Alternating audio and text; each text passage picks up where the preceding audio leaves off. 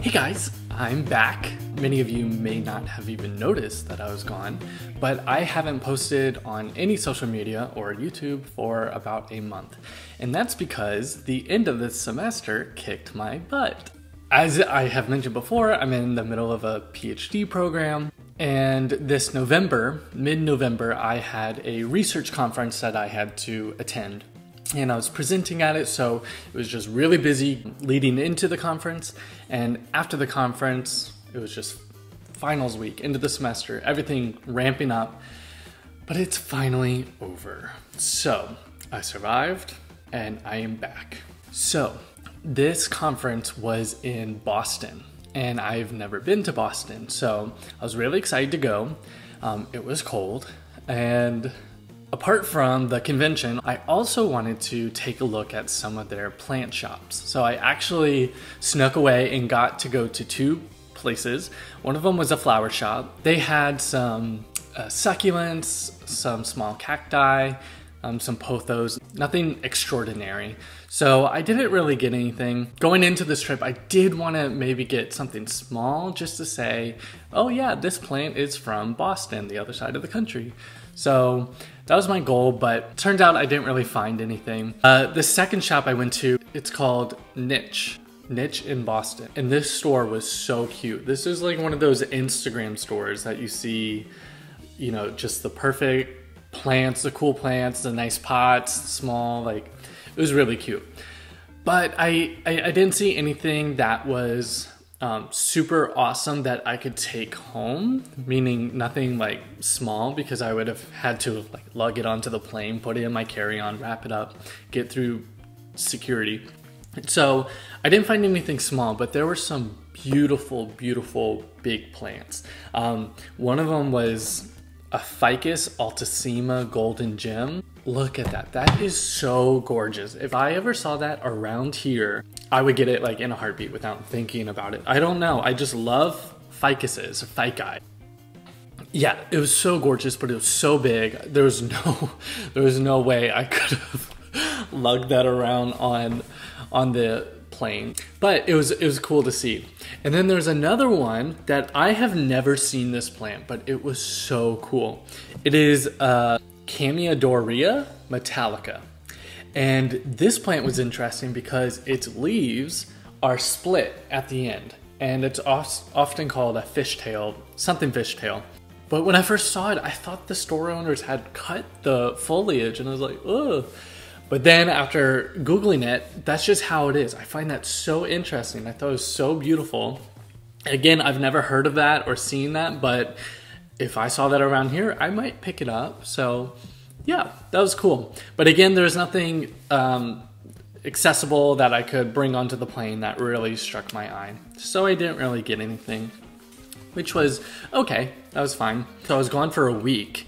And the whole time I was really worried about my plants here. And I was so busy, I could have gotten someone to water them, but I was just so busy, I never got around to like setting up a schedule. So I just kind of watered them before I left, and I said, okay, come on guys, let's just pull together, let's tough this out. Let's, you know, we can make it. There are droughts in real nature, like we can handle with me not being here every day. And so I was worried, but when I got back, everything tended to be okay. Everything was good. I was really surprised. Things looked really great. There was only one exception, and this one was a bummer. It was my Calathea white fusion. And so I get back and I see my Calathea, and it just looks like it needs some water. So I immediately water it in all of my Calatheas, since they tend to really not like to dry out. So it just looked like it needed water. So I watered it, and you know, over the next couple weeks, it didn't look any better. And I was kind of bummed about it. I was just like, I guess my plant's ruined.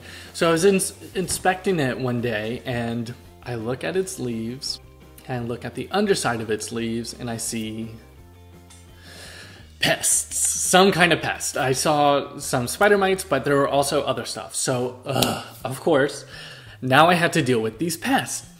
So I get my neem oil spray bottle and I really aggressively spray it down. And by that time, it had traveled to all of my calatheas, all my prayer plants. So I'm really bummed about that. Like, one of my favorite plant families are all dealing with some sort of pest right now.